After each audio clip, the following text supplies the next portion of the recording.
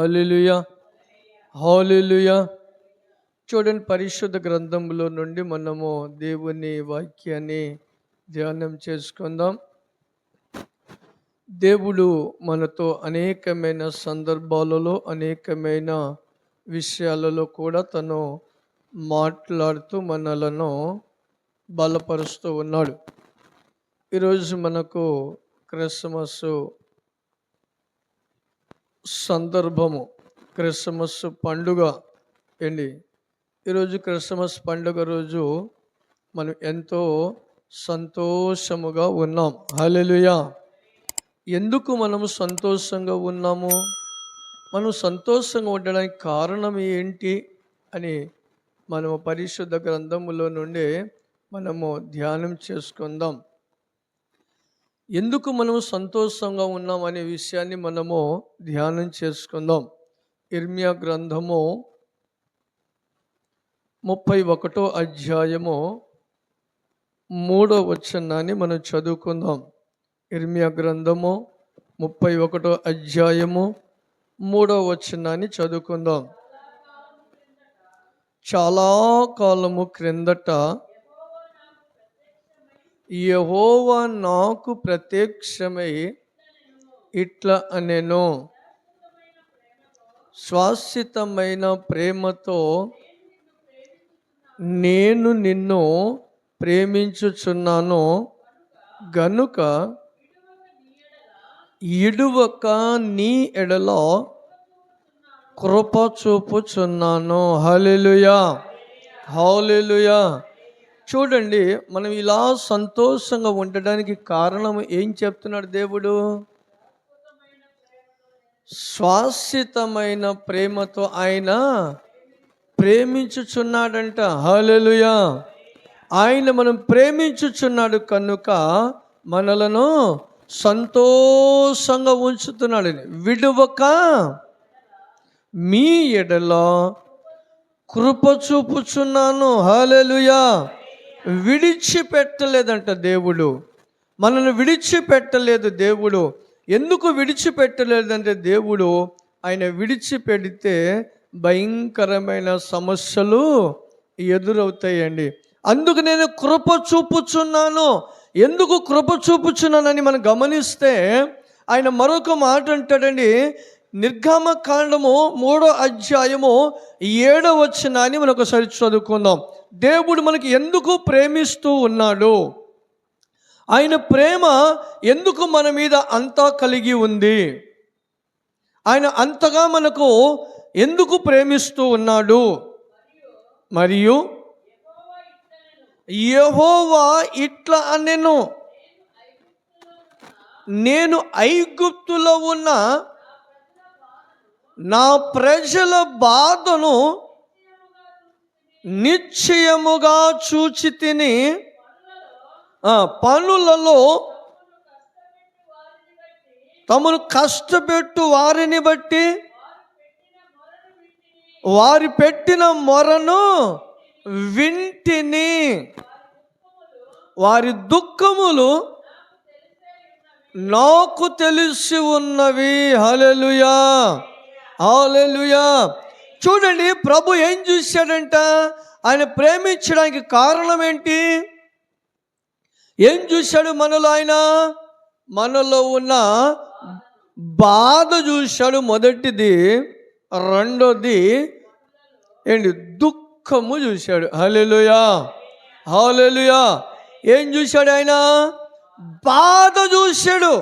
రెండోది దుఃఖములు చూశాడు. ఎంతో శ్రమలో ఉన్న మనలను, ఎంతో బాధలో ఉన్న మనలను, ఎంతో వ్యాధులతో మనము కుమిలిపోతున్న మనలను ఏంటి సంతోషం ఇవ్వడానికంట. హల్లెలూయా. ఏంటి? ఆయన మనకు సంతోషం ఇవ్వడానికి ఆయన మనలను ప్రేమించాడంటండి. ఆయన ప్రేమించి మనలను కృప చూపించాలని ఆలోచించాడు. హల్లెలూయా. సమాజములో మనుషులు ఎంతో మంది కూడా ఎన్ని రకరకాలైన విధాలుగా మనలను బలపరిచినప్పటికీ కూడా మనం బలవంతులముగా ఏర్పరచబడలేమో. హల్లెలూయా. ఏంటి ఎంత మనము కోరుకున్నా కానీ మనకు ఏంటి అంత బలము కూడా మనకు అనుగ్రహింపబడదు. అది ఇచ్చేది ఒకే ఒక దేవుడు. హల్లెలూయా. దేవుడు ఒక్కడే ఇచ్చేది. అందుకనే ఆ ఇశ్రాయేలు ప్రజలు వాళ్ళు ఏంటంటే వారి బలాన్ని బట్టి వాళ్ళు రావచ్చు కానీ వాళ్ళు ఆ ఫరో చేతుల నుంచి బయటికి రావటానికి వారికి శక్తి సరిపోట్ల. హల్లెలూయా. ఫరో చేతుల నుంచి బయటికి రావడానికి వారి శక్తి సరిపోవట్లేదు కనుక వాళ్ళు 430 సంవత్సరాలు దేవునికి ప్రార్థన చేస్తూ ఉన్నారు. హల్లెలూయా. ప్రార్థన చేస్తూ ఉన్నారు. వాళ్ళు బాగా ప్రార్థన చేస్తున్నప్పుడు దేవుడు వారి దుఃఖములను చూశాడు. వారు దుఃఖపడుతుంది, వారు బాధపడుతుంది, వాళ్ళు ఉన్న వ్యాధులను దేవుడు చూసి వారికి ఏం చేయాలనుకున్నాడు?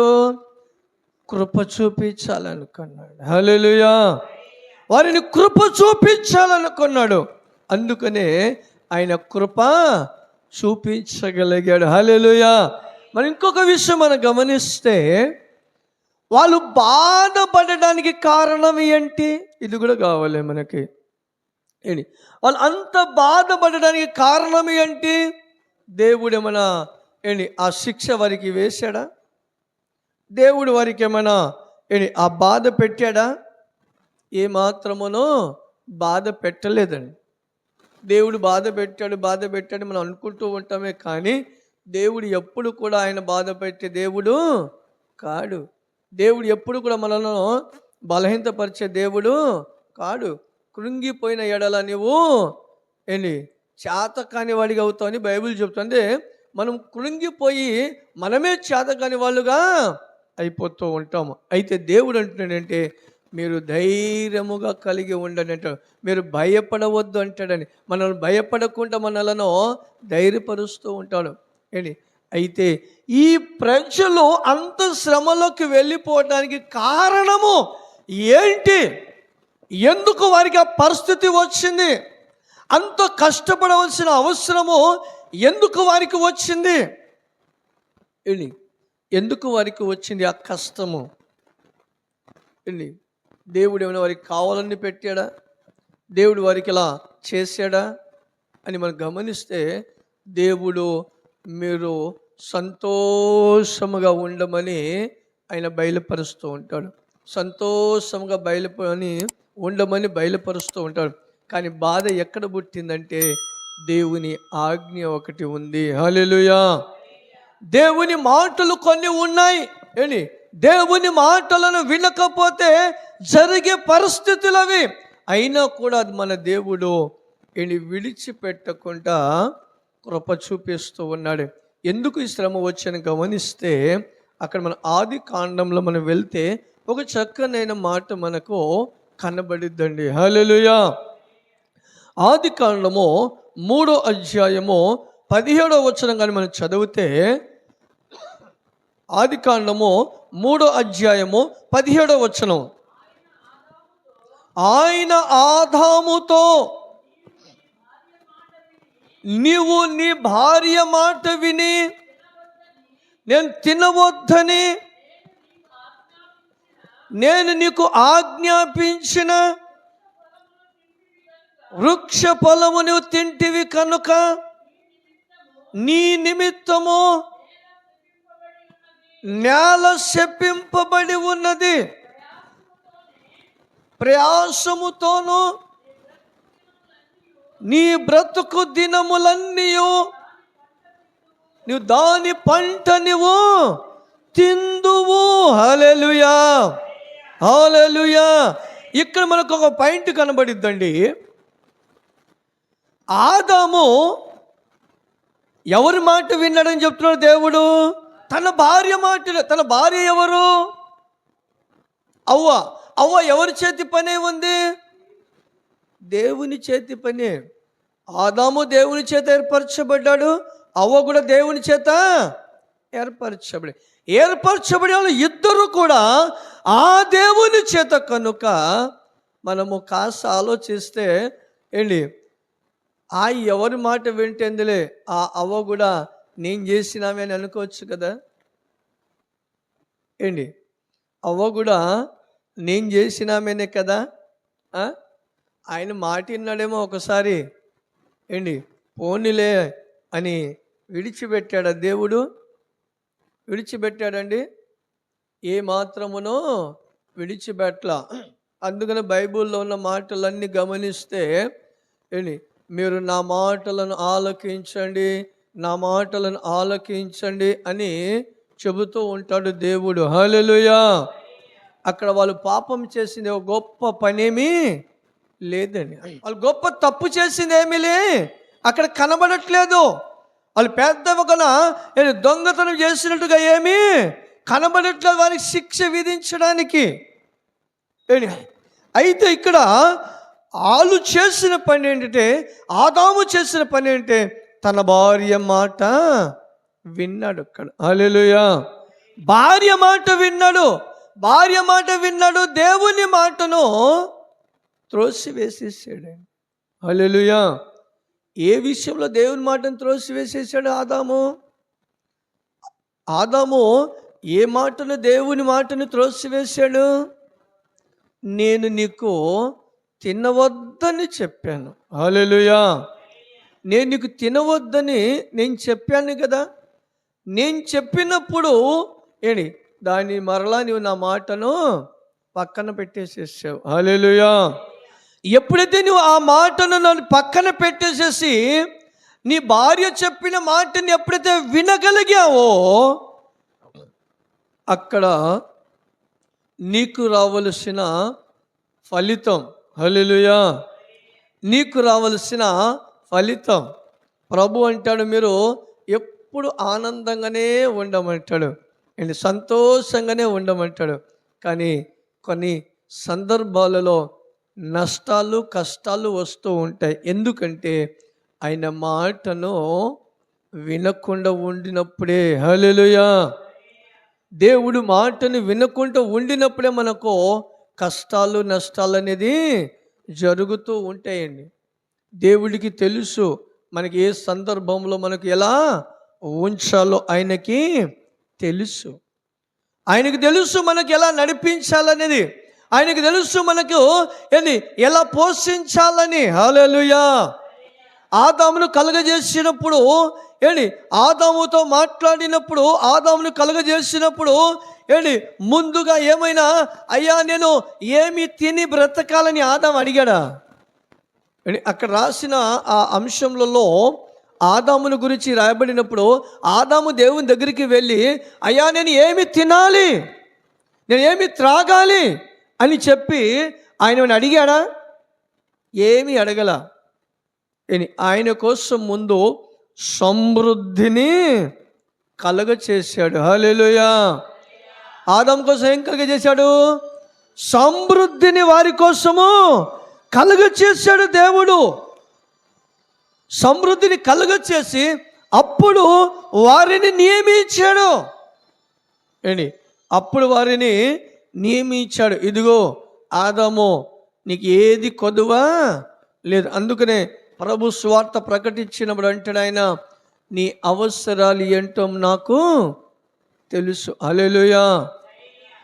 మీ అవసరాలు ఏంటో నాకు తెలుసు, మీకు ఏమి కావాలో నాకు తెలుసు, నేను మీకు ఏమి ఇవ్వాలో నాకు తెలుసు, ఏ టైంలో ఏమి ఇవ్వాలో నాకు తెలుసు అని ప్రభువు బయలుపరిచిన మాట అండి. అందుకని ఇక్కడ అంటాడు ఆదాము కోసము ఒక గొప్ప తోటని ఏర్పరిచాడు. తిన్నంత తినవచ్చు, రకరకాలైన ఫుడ్స్ తినవచ్చు. ఎన్నో రకరకాలైన ఫుడ్స్లు ఉన్నాయి, అవన్నీ తిని బ్రతకవచ్చు. కానీ ఆదాముకి పడిన దృష్టి అవ్వకి పడిన దృష్టి దేని మీద? ఆ ఫుడ్స్ మీద పడింది. ఆదాము తన భార్య మాటను విన్నాడు. అప్పుడు దేవుడు అన్నాడు, నువ్వు నా మాటను వినలేకపోయావు, నా మాటను నువ్వు త్రోసి వేసేసావు, కనుక నీ నిమిత్తం ఇప్పుడు నేల శపింపబడింది. హల్లెలూయా, హల్లెలూయా. ఏం శపింపబడింది? నేల శపింపబడింది. నేల శపింపబడినప్పుడు ఇంకా నేలలో నుండి ఏంటి శ్రేష్టమైన పదార్థాలు ఏమైనా వస్తాయా?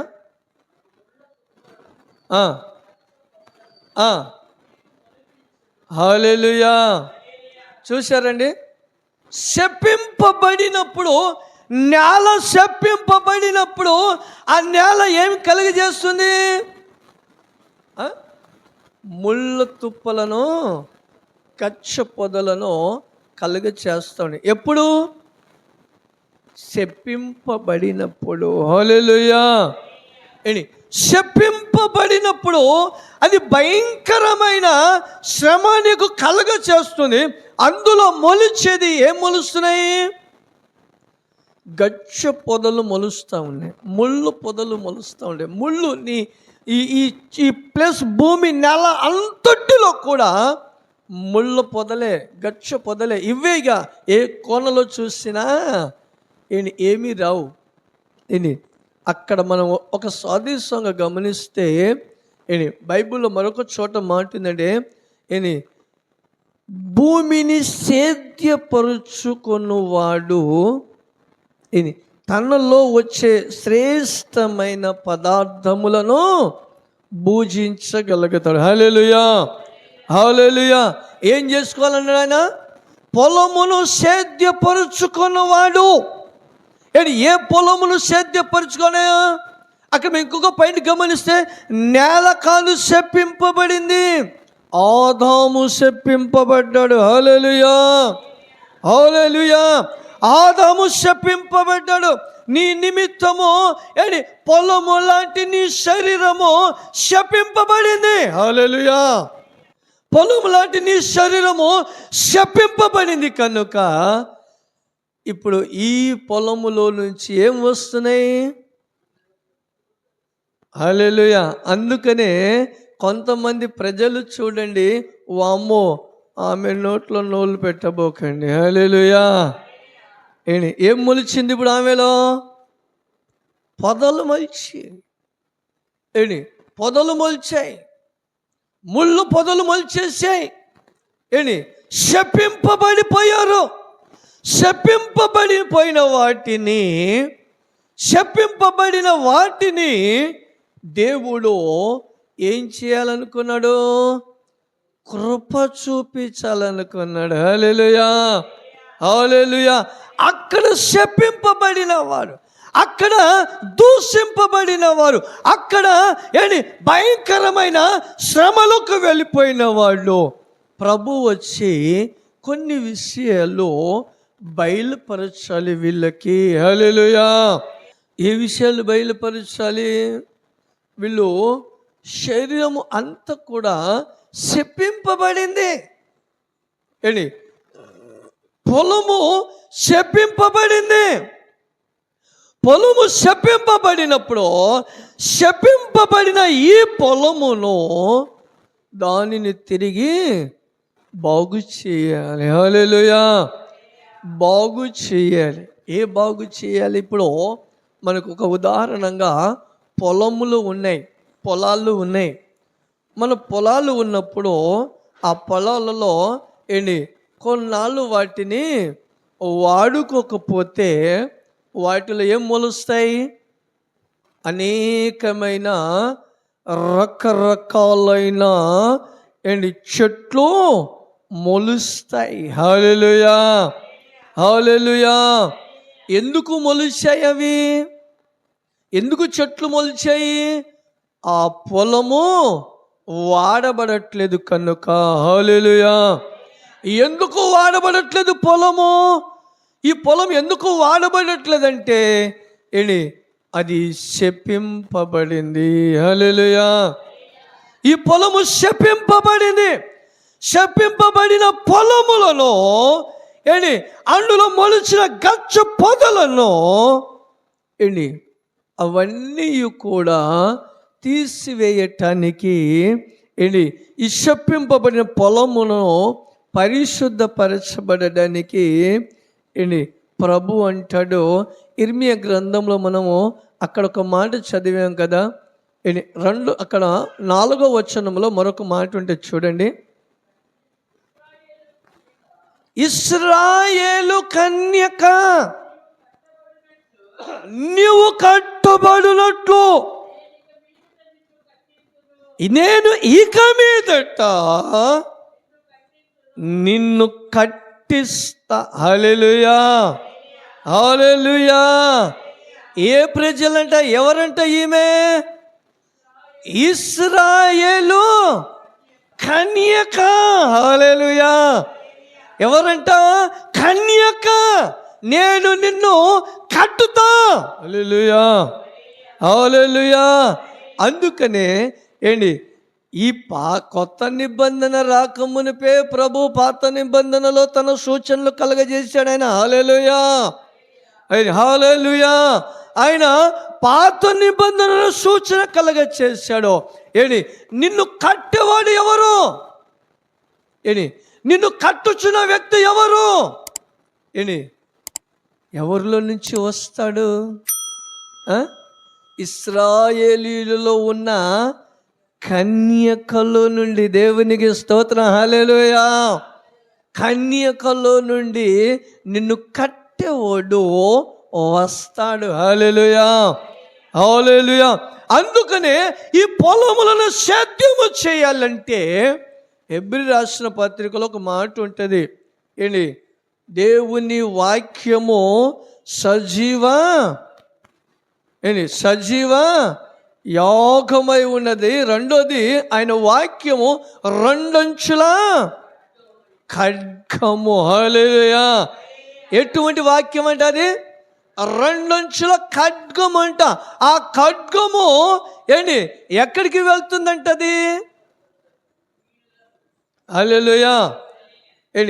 ఆ ఖడ్గం అంట ఏదైతే శపింపబడి ఉన్నదో, ఏదైతే శపింపబడి ఉన్న పొలం అయితే ఉందో ఆ పొలములోనికి ఆ వాక్యమును అందులోకి వెళ్ళి అంట లోపల బాడీలోకి ప్రవేశించంట శపింపబడిన ఆ ప్లేసులలో లోపల ఉన్నవే.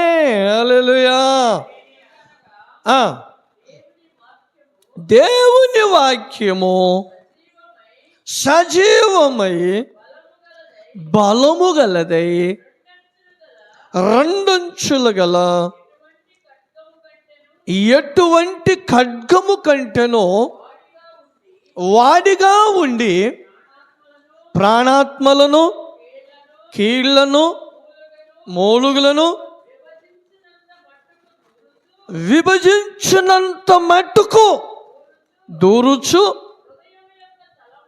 హృదయము ఒక తలంపులను ఆలోచనలను శోధించుచున్నది. హల్లెలూయా, హల్లెలూయా. చూశారని ఎక్కడికి? హృదయములోనికి. ఆదాము ఆలోచన ఏదైతే మారిందో, ఆదాము ఆలోచన తన హృదయము ఎలాగైతే పాడైపోయిందో, దేవుణ్ణి దూషించి తన భార్య మాటను విని అది ఎప్పుడైతే తను వాటి వైపు వెళ్ళాడో వాటిని శోధించి ఆ పొలములో ఉన్న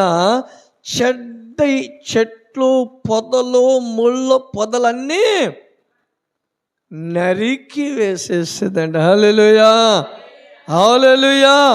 అవి ఎప్పుడైతే నరకబడుతుందో అప్పుడు ఈ పొలము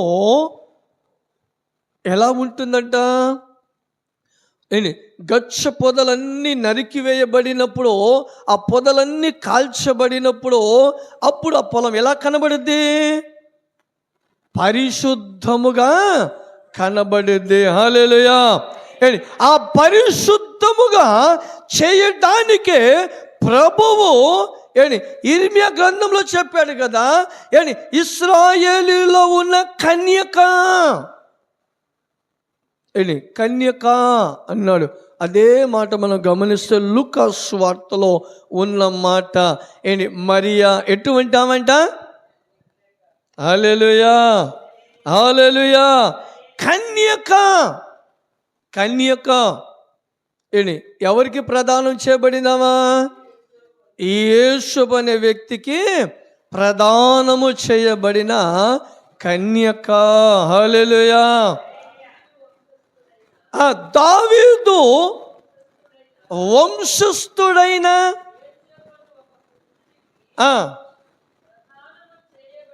ప్రదానము చేయబడిన కన్యక యొద్దకు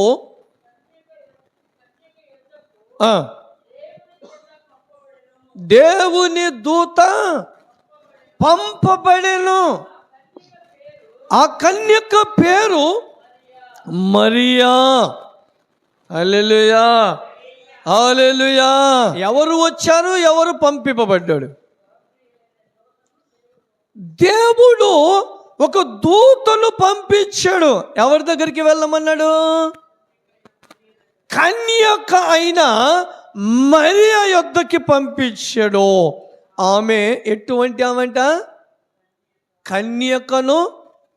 ఆమెలో ఏ లోపమును ఏ కలవశమును లేని దానిగా ఉన్నది. హల్లెలూయా. ఆ కన్యక గర్భములో నుండి శిశువు పుట్టి ఈ సమాజములో ఉన్న ఆదాము తరము నుండి అప్పటి వరకు ఎంతమంది అయితే అపవిత్రులయ్యారో, గచ్చ పొదల్లాగా మలచబడ్డారో, వారి అందరినీ కలుషము లేని వ్యక్తిగా చేయాలని. హల్లెలూయా, హల్లెలూయా. అలా వారిని నిర్ణయించాలని ఆ మాటను పలుకుతూ మరొక మాట అంటాడండి. ఆ కన్యక గర్భములో పుట్టి ఎటువంటి గచ్చ పొదలు ఉన్నవారంట?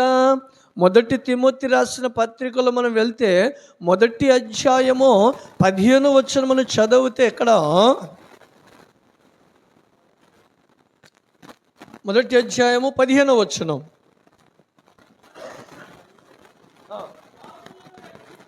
చూడండి. పాపులను రక్షించుటకు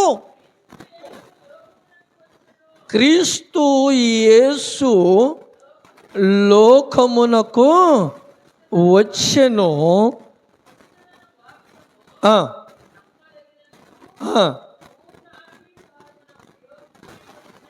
హల్లెలూయా. ఎవరిని రక్షించడానికట?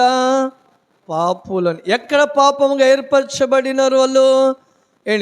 ఆదాములో నుండి శాపాన్ని వాళ్ళు తెచ్చుకున్నారు. అక్కడ పెద్ద పాపం చేసినట్టు ఏం లేదు. ఒకే ఒక మాట, దేవుడు తినవద్దు. ఆ మాటను వాళ్ళు పక్కన పెట్టడం వల్లనే. హల్లెలూయా.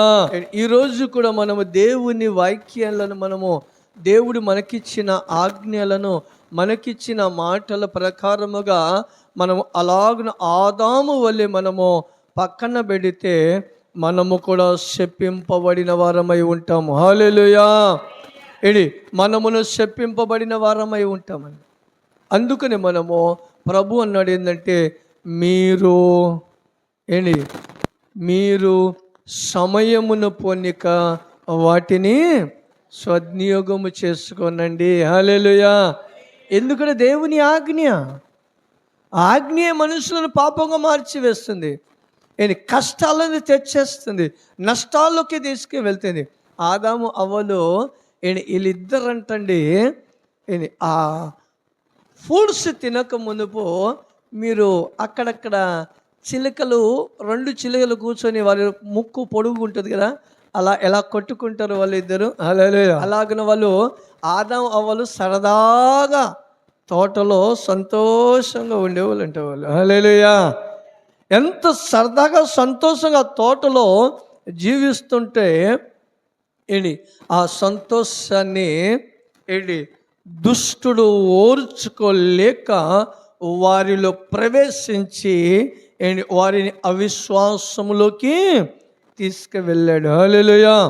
అవిశ్వాసంలోకి తీసుకువెళ్ళినప్పుడు ఆ అవిశ్వాసము వారి మనోనేత్రాన్ని గుడ్డితనము కలుగ చేసింది కనుక ఆ గుడ్డితనాన్ని వెలిగించడానికి ప్రభువు తిరిగి కన్యక గర్భములో నుండి భూమి మీదకి వచ్చి అక్కడ ఇంకొక మాట మనకు కనబడితే లూకాసు సువార్తలు ఏంటంటే ఆ భూమి మీదకి వచ్చిన విషయము డైరెక్ట్గా ఎవరికి కనబడ్డాడు? దేవుడు దూతలను ఎవరి దగ్గర పంపించాడు? దేవుడు గొల్లల దగ్గరికి పంపించాడండి. హల్లెలూయా. గొల్లల దగ్గరికి పంపించినప్పుడు ఆ గొల్లవారితో మాట్లాడుతున్న మాట ఏంటంటే, పొలములో ఉన్నప్పుడు ఆ దేశములో కొందరు గొర్రెల కాపరులో పొలములో ఉండిరి. హల్లెలూయా, హల్లెలూయా. ఎక్కడ ఉన్నారు వాళ్ళు?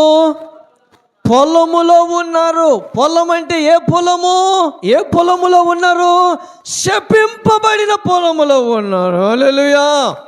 అక్కడ నేల శపింపబడింది. ఆది కాండంలో అన్నాడు, వాళ్ళు శపింపబడి ఉన్నవారై ఉన్నారు.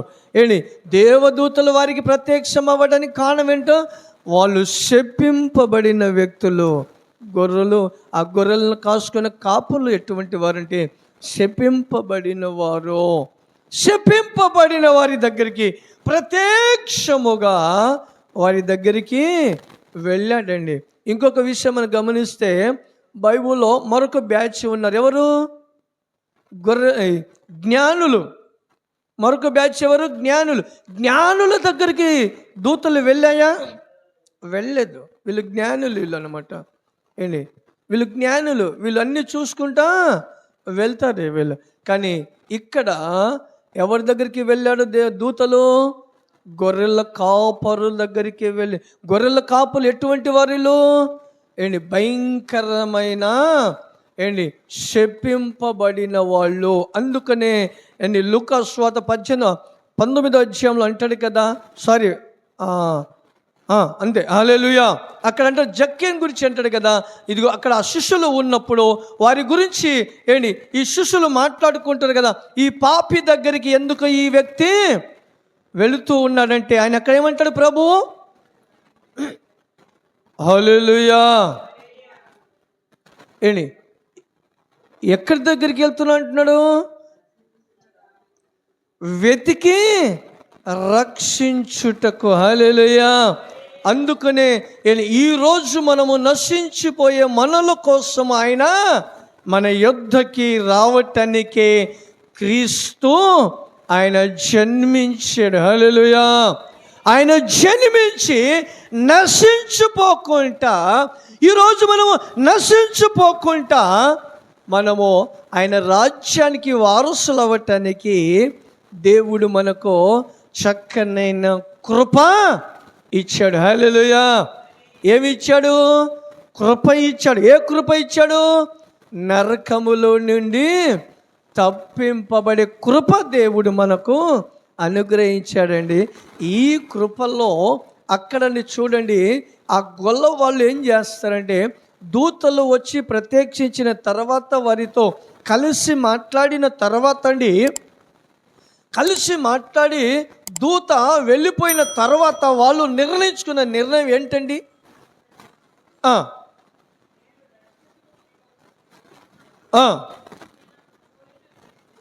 ఇంకా లాంగ్ అయిద్దామా దాని కింద వీళ్ళు నిర్ణయించుకున్న సమయం వెంటనే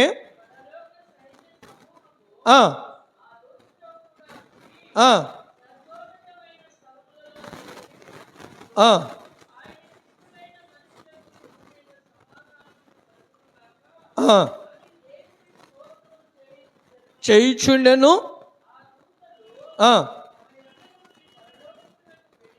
చూడండి, దూతలు ఇక్కడ ఈ మాట, దూతలు అక్కడ నుండి పరలోకానికి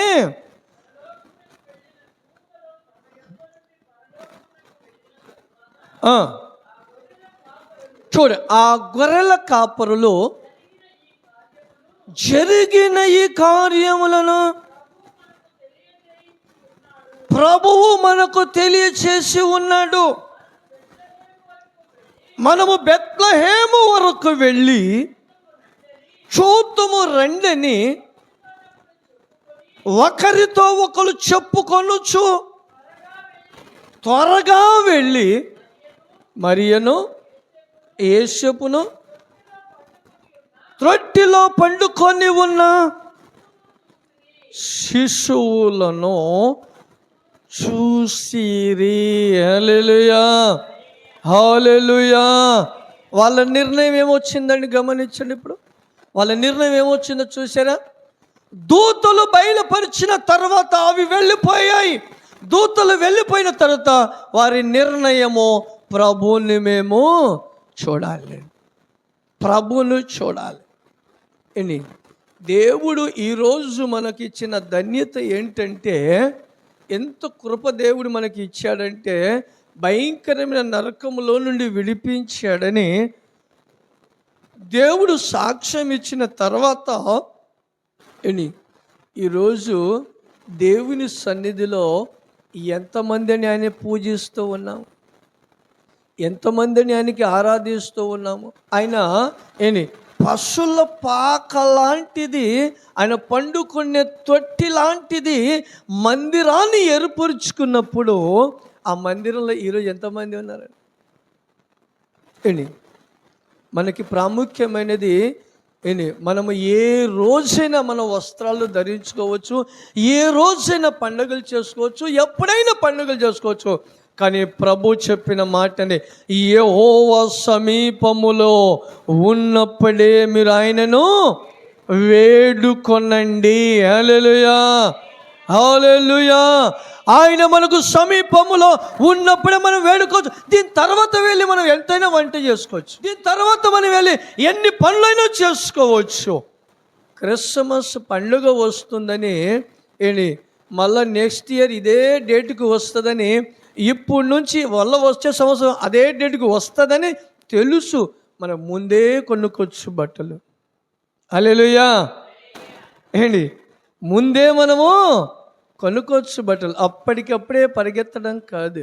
అసలు బట్టలనే దేవుడు కోరుకోలే, మన పిండి వంటలనే దేవుడు కోరుకోలే. అక్కడ వాళ్ళు సంతోషిస్తున్న ఆయన్ని పరిస్థితి చూడండి. వాళ్ళు పొలములో ఉన్నారు, శపింపబడిన స్థలంలో ఉన్నారు. దూతలు వచ్చి ప్రత్యక్షించాయి. దూతలు ప్రత్యక్షించి వివరము చెప్పినప్పుడు ఆయన ఎక్కడ ఉన్నాడో పరిగెత్తుదాం. హల్లెలూయా, పరిగెత్తుదాం అండి. అందుకనే పౌలు గారు అంటాడు, నేను గురి చూడని వారి వల్లే. హల్లెలూయా, హల్లెలూయా. ఏం చూడక పరిగెత్తలేదండి ఆయన? గురి చూడకుండా పరిగెత్తలేదంట. ఆయన గురి అంతయు కూడా, ఇదిగో దూతలు నన్ను ప్రత్యక్షించాయి, దూత నన్ను ప్రత్యక్షించింది, నేను శపింపబడిన వాడును, నేను శపించిన స్థలములో ఉన్నాను, దేవుని స్తుతించే వారి అందరిని హింసించను నేను ఒకప్పుడు. హల్లెలూయా. ఒకప్పుడు హింసించను, శపింపబడ్డాను. తిరిగి ఆయన దెబ్బకి రెండు కళ్ళు పోయి ఎక్కడో అనాథ స్థలంలో నేను పడి ఉన్నాను అక్కడ. హల్లెలూయా. పడి ఉన్నప్పుడు ఆయన నాతో అంటున్నాడు, ఇదిగో నీవు హింసించుచున్న యేసును నేనే అని. ఆయన ఎప్పుడైతే పలికాడో, దూత నాకు ఎప్పుడైతే ప్రత్యక్షమైందో, అది మొదలుకొని నేను ఇప్పటి వరకు నేను గురి చూడని వారి వల్లే. హల్లెలూయా. నేను గురి లేకుండా నేను పరిగెత్తట్లేదు, నాకు గురి దేవుడు. నేను శపింపబడ్డాను, నేను దూషింపబడ్డాను, అనేకమైన విషయాలలో ఉన్న వ్యక్తిని నేను. ఇప్పుడు దూతలు నాకు ప్రత్యక్షమైంది. హల్లెలూయా. దూతలు నాకు ప్రత్యక్షమైతే ఇంకా నేను ఈ సమాజంలో ఉన్న వాటిని ఏది నాకు అవసరం లేదు. మీరు గమనించిన విషయం ఏంటంటే, మీరు దేవుడు మిమ్మలను ప్రత్యక్షించాడు, అది కావాలి. దేవుడు మనకు ప్రత్యక్షమయ్యాడా, అది కావాలి మనకు. దేవుడు ప్రత్యక్షం అవ్వకపోతే ఖచ్చితంగా సమాజంలో ఉన్నది అవి వస్తూ ఉంటాయి. అక్కడే మనకు ఘనతని కోరుకుంటూ ఉంటాం. సమాజమే మనకు ఘనతని పోల్చుకుంటూ ఉంటాం. సమాజమే మాకు కావాలని పోల్చుకుంటూ ఉంటాం. దేవదూతలు కానీ ప్రత్యక్షిస్తే అక్కడ గొల్లవారిని దేవుడు ప్రత్యక్షించాడో వాళ్ళు ఎమ్మటే ఆ దేవుణ్ణి దర్శించినంత వరకు ఎవరి వైపు చూశారా? జ్ఞానులు చూశారు. జ్ఞానులు చూశారు. జ్ఞానులకు దేవుడు ప్రత్యక్షం అవ్వాల. జ్ఞానులకు దేవుడు ప్రత్యక్షము అవ్వాల. వారికున్న జ్ఞానాన్ని బట్టి వాళ్ళు వెళుతూ వెళుతూ వెళుతూ మధ్యలో పోయిన తర్వాత భయంకరమైన పరిస్థితిలోకి సమాజాన్ని తీసుకువెళ్ళారు వాళ్ళు. కానీ ఈ గొల్లవారు ఎప్పుడైతే వాళ్ళు దేవుడు వారికి దర్శించాడో అక్కడికి మరి తిరిగి దేవదూత చెప్పినట్టుగా ఆ యేసు పుట్టిన స్థలం వెళ్ళేంత వరకు కూడా వాళ్ళు ఎవరిని నష్టపరచలే. హల్లెలూయా. ఎవరిని నష్టపరచలే వాళ్ళు. అక్కడి చేరిందాక ఎవరి వైపు చూడలే. మరి మనకు మన కోసం కూడా దేవుడు పశువుల పాక ఒకటి చేశాడు. ఏ పాక? ఎక్కడుంది అది అమ్మా? ఎక్కడుంది మనకి ఒక పాక? దేవునికి స్తోత్రం. హల్లెలూయా. మనకు ఒక పాక దేవుడు అక్కడ ఉంచాడు. హల్లెలూయా. అక్కడి చేరేంత వరకు కూడా మనం దేనిని చూడకూడదు. అందుకని ప్రభు అన్న నేను మరలా వస్తానన్నాడు. హల్లెలూయా. మీకోసము స్థలాన్ని సిద్ధపరచబడి ఉంది. హల్లెలూయా. ఈ గొర్రెల కాపరులకు ఎప్పుడైతే దూత ప్రత్యక్షమైందో అక్కడికి చేరేంత వరకు వాళ్ళు దేనిని చూడలేదు. హల్లెలూయా. మరి మనము ఎలా ఉండాలి?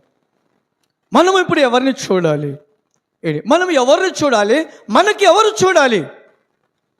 మనం ఎవరిని చూడాలి? మనకి ఎవరు చూడాలి? హల్లెలూయా. హల్లెలూయా. స్టార్టింగ్లోనే వెళ్ళిపోయింది అంశం మనకి. ఇర్మియా గ్రంథముల నుండి ఆది కాండం దగ్గర మనము దేవుడు మనలో ఉన్న విషయాలను చూశాడు, మన పరిస్థితులను గమనించాడు. అక్కడి నుంచి ఆయన లూకా సువార్తలోకి వచ్చాడు దేవుడు. హల్లెలూయా. అక్కడికి వచ్చిన తర్వాత ఇర్మియా గ్రంథంలో రాయబడినట్టుగా కన్యక నువ్వు కట్టబడుదువు. హల్లెలూయా. కట్టెవోడు నీలో నుండి వస్తాడు. నీలో నుండి వచ్చి నిన్ను కట్టగలుగుతాడని ఎవరు వచ్చారు? ఎవరు వచ్చారు? దూతలు వచ్చి కన్యకను బయలుపరిచాడు. హల్లెలూయా. ఆ కన్యకను గురించి రాత్రి ఒక విషయం మనం ధ్యానించాం. ఆమెలో ఏముందంట? ఆమెలో ఏం కనబడింది దేవదూతలకు? కన్యకలో ఒక విషయం ఉంది, దయాప్రాప్తురాలు. హల్లెలూయా. ఎవరు? ఎటువంటి అమ్మాయి అంటామా? దయాప్రాప్తురాలు. నీవు దేవుని దయ పొందావు. దేవుడు మనకు దయ ఇచ్చాడు. అందుకనే అన్నాడు ఇర్మియా గ్రంథంలో, నేను శాశ్వతమైన ప్రేమతో నిన్ను. అక్కడ అంటాడు ఇర్మియా. అక్కడ ఇంకో మాట ఏంటంటే, ఎప్పుడంట దానికన్నా ముందుండి చాలా కాలము కిందట ఉంది. హల్లెలూయా. అక్కడ ఏ కాలం అంట? చాలా కాలము కిందట. మాట చూడండి. చాలా కాలం అంటే లూకా సువార్త నుంచి ఆది కాండం దాకా చాలా కాలము గడిచిపోయింది అక్కడ. హల్లెలూయా. హల్లెలూయా. లూకా సువార్త నుంచి ఆది కాండం దాకా చాలా కాలం గడిచిపోయింది. ఆ కిందట అప్పుడు నేను ఏం చేశాను? నిన్ను చూశాను. హల్లెలూయా. నేను చూశాను. అప్పుడు నుండి నేను అలాగ నిన్ను తీసుకువచ్చాను. ఇక్కడికి వచ్చేసేవరికి అక్కడ అంటాడు పౌలు గారు ఒక చక్కని మాటను, కాలము పరిపూర్ణమైనప్పుడు, హల్లెలూయా, అక్కడికి వచ్చేసేవరికి కాలం ఏమైంది, అక్కడ పరిపూర్ణమైపోయింది అంటాడు. హల్లెలూయా. కాలము పరిపూర్ణమైనప్పుడు దేవుడు చూస్తే మరియ ఒకటే కనబడింది. హల్లెలూయా. కన్యక, పాత నిబంధనలోనే ప్రభుని సూచనలు ఉన్నాయి. పాత నిబంధనలోనే సూచనలు ప్రభుని గురించి ఉన్నాయి. కనుక ఆ భయంకర శ్రమలోని విడిపించడానికి దేవుడు క్రీస్తు మనలోకి వచ్చాడు. ఎందుకు వచ్చాడు? కృప చూపించడానికి. హల్లెలూయా. కృప చూపించడానికి వచ్చాడు. ఏ కృప? ఏ కృప? శాశ్వతమైన కృపను. రెండోది ఏంది? ఏ కృప? పాపములో నుండి మనలను పరిశుద్ధులుగా చేసే కృప. హల్లెలూయా. కృపలో రకరకాలు ఉన్నాయి. పాపములో ఉన్న మనలను పరిశుద్ధపరిచే కృప. పౌలు గారిని కూడా ఒక మాట అంటాడు కృప విషయంలో. ఆయనకున్న బలహీనత గురించి ప్రార్థన చేస్తూ ఉంటాడు కదా. హల్లెలూయా. ఏ విషయంలో? బలహీనత విషయంలో. నా కృప నీకు చాలా. ఇక్కడ ఏ కృప చూపిస్తాడు ఇప్పుడు దేవుడు మనకి? ఆయన మనకున్న పాపములో నుండి విడిపించే కృప, మనల్ని పరిశుద్ధపరిచే కృప. హల్లెలూయా. ఆ కృప చేత మనలను తిమోతి రాసిన పత్రికలో అన్నాడు, ఆయన పాపులుగా ఏర్పరచబడ్డ మనలను పరిశుద్ధులుగా చేయటానికి ఆయన కన్యక గర్భములో నుండి మన కోసము జన్మించాల్సిన విషయం ఉంది. ఇది ఒక స్టెప్పే, ఇంకా 7 స్టెప్పులు ఉన్నాయి. హల్లెలూయా. ప్రభు భూమి మీదకి రావడానికి కారణం ఇంకా 7 స్టెప్పులు ఉన్నాయి. అందులో ఇది ఒకటి. హల్లెలూయా. కనుక మనం ఒక్కొక్క సందర్భంలో ఒక్కొక్క సమయంలో కూడా ప్రభు మనలను ఇలాగున రక్షించేటప్పుడు మనము ఆయన మాట వినేవారిగా ఉండాలి. హల్లెలూయా. ఆదాము దేవుని మాట వినక పాపాన్ని తెచ్చుకున్నాడు, శాపగ్రస్తుడుగా మార్చబడ్డాడు. తన శరీరము శపింపబడింది. ఎప్పుడైతే శపింపబడిందో తనలో గచ్చ పొదలు మొలిచాయి. దేవుడు శపించిన తర్వాత గచ్చ పొదలు మొలిచాయి. ఆ మొలిచిన పొదలను అన్నిటినీ కూడా నరికి వేయటానికి దేవుని వాక్యం ఇక్కడ వచ్చిందండి. హెబ్రీ రాసిన పత్రికలో చదివాము మనము.